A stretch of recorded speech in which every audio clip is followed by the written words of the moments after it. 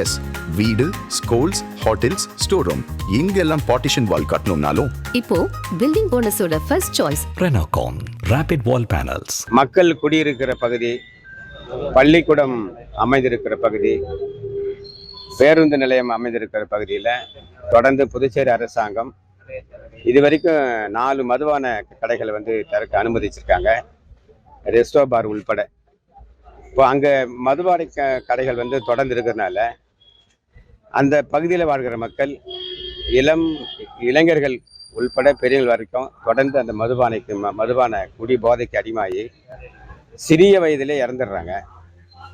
அவங்களுடைய சின்ன வயசில் அவங்களுடைய மனைவிகள் விதவையாகிறாங்க. மக்கள் தொகையில் பார்த்தீங்கன்னா இன்றைக்கி பாண்டிச்சேரியில் ஆண்களை விட பெண்கள் எண்ணிக்கை அதிகமாக இருக்குது. ஆண்கள் எல்லா ஊர்லேயும் பார்த்தீங்கன்னா எல்லாம் குடிச்சிட்டு சின்ன வயசுல 30 வயசுக்குள்ளே எல்லாம் குடிச்சிட்டு உடம்பு கெட்டு போய் நோய்வாய்ப்பட்டு இறந்து போயிடுறாங்க. அதனால பெண்கள் அதிகமாக விதைகளாக வாழக்கூடிய சூழல். இந்த மாதிரி சமூக சீர்கேடு ஏற்படுறதுனால இப்போ திருபுவன சின்னப்பேட்டை இருந்தாலும் பெரியப்பேட்டை இருந்தாலும் பக்கத்தில் பாளையமாக இருந்தாலும் அந்த பகுதியில் இதுவரை 4 மதுபான கடைகள் இருக்கும். நாங்கள் தொடர்ந்து அந்த கடைகளை சாத்த வேண்டும் என்று கிட்டத்தட்ட 1 வார காலமாக தொடர்ந்து மக்கள், ஆண்களும் பெண்களும் தொடர்ந்து பொதுமக்கள் சார்பாக போராட்டம் நடத்தின்னு வரோம். அந்த போராட்டத்தின் விளைவாக இன்றைக்கு டிசிஆர் தலைமையில் இந்த பேச்சுவார்த்தை நடைபெற்றது. இந்த நடைபெற்ற அந்த பேச்சுவார்த்தையில் முடிவு என்ன செய்யணும்னா, இப்போ புதுசாக ஒரு 10 நாளுக்கு முன்னாடி திறந்த மதுபான கடையையும் அது ரெஸ்டோ பாரையும் ஏற்கனவே இருந்த ஒரு நேத்ரா அப்படிங்கிற ஒரு மதுபான கடையும் இன்றைக்கி போராட்டத்தின் மூலயமா மக்கள் இப்போ கொடுத்த அழுத்தத்தின் காரணமாக இன்றைக்கி புதுச்சேரி அரசாங்கம், காவல்துறை, வருவாய்த்துறை சேர்ந்து அந்த கடையை சாத்தி வச்சுருக்காங்க. இன்றைக்கு பேச்சுவார்த்தையின் முடிவில் என்ன ஆயிடுதுன்னா, அரசாங்கம் பரிசீலனை பண்ணி அந்த நிரந்தரமாக அந்த கடையை மூடுற வரைக்கும் அந்த கடையை நாங்கள் திறக்க மாட்டோம் என்ற உத்தரவாதத்தை இந்த கூட்டத்தில் முடிவெடுக்கப்பட்டிருக்குது. இது மட்டும் இல்லாமல் மீதி இருக்கிற 2 மதுபான கடை நாங்கள் சாத்த சொல்லி கேட்டிருக்கிறோம். இது புதுச்சேரி நகர் முழுவதும் இந்த கடைகள் இருக்குது. ஆனால் நாங்கள் என்ன கேட்குறோன்னா, நகரத்தில் அந்த மாதிரி எல்லா கடையும் திறந்து இன்றைக்கி சீர்கெட்டு போயிடுது. ஆனால் ஏற்கனவே ஒரு 2 மாதத்துக்கு முன்னாடி பார்த்தீங்கன்னா ஒரு ரெஸ்டோ பாரை வச்சு நடத்துகிறவங்களே அந்த பாரில் குடிக்க வந்தவங்களே, அங்கே தங்க வந்தவங்களே அடித்து சாவடிச்சிருக்கிறாங்க. இப்போ நாங்கள் பொதுவாக என்னன்றோன்னா, ரெஸ்டோ பாருங்கிறது முற்றிலுமே நிராகரிக்கப்படணும், ரத்து பண்ணணும்.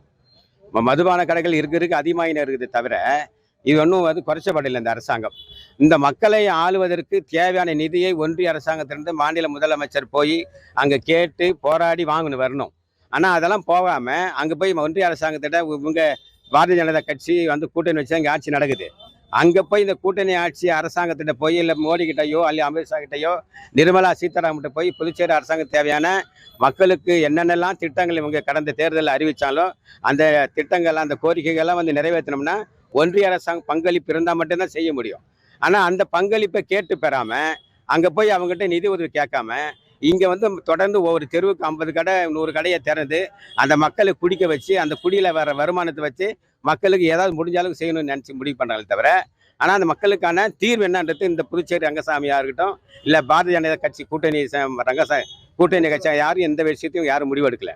அப்போ ரங்கசாமி தான் இல்லை இப்படிப்பட்ட மக்கள் அவசரப்படுறதுக்கும் இந்த கல்வியை மக்கள் தொடர்ந்து பயில முடியாமல் போகிறதுக்கு காரணமே ரங்கசாமி தான். அப்போ ரங்கசாமியுடைய ஆட்சி திறமை இல்லாமல் இவர் நிர்வாகம் பண்ணியிருக்கிறார். அவர் முதலமைச்சர் சீட்டில் இருந்தால் போதும், நாங்கள் வேற சட்ட அவருதே முதலமைச்சர் நான் தான் அப்படிங்கிற மாதிரி. ஆனால் அந்த மாதிரி ஒரு தேவையில்லாமல் ஒரு நடவடிக்கையில் ஈடுபடுறாரு. இது ஒன்றிய அரசாங்கத்தை போராடி பணம் கேட்டு வாங்கணும், ஆனால் குடியெல்லாம் குடிக்க வச்சு சாவடிச்சுட்டு அந்த பணத்தில் மக்கள் நல திட்டங்களை செய்ய முடியாமல் இருக்கிறாரு. ஆகவே புதுச்சேரியில் ஆண்டு கொண்டு இருக்கிற ரங்கசாமி அவர்கள் புதுச்சேரி முழுவதும் இருக்கிற ரெஸ்டோ பார்களை சாத்தணுங்க தான் எங்களுடைய கோரிக்கை. அது கிராமமாக இருந்தாலும் நகரமாக இருந்தாலும் ரெஸ்டோ பார்களை முற்றிலும் ரத்து பண்ணணும்.